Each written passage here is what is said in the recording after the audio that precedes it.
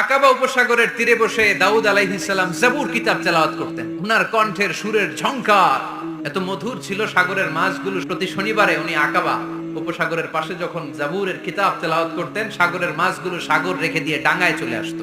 এজন্য আল্লাহ বললেন, খবরদার, শনিবার এলাকাতে মাছ শিকার করা আমি হারাম ঘোষণা করলাম। এবার দাউদ আলাইহিস সালামের কওমের লোকেরা কৌশল করা আরম্ভ করে দিল। তারা বলল, আল্লাহ বলছে শনিবারে মাছ ধরা হারাম, খবরদার আমরা মাছ ধরবো না, তবে শনিবার আমরা বেড়া দিয়ে রাখবো। তো মাছগুলো যখন তেলাওয়াত করতে আসতো, এরা জাল দিয়ে বেরি দিয়ে রাখতো চারদিকে, শনিবারে ধরতো না, কারণ হারাম।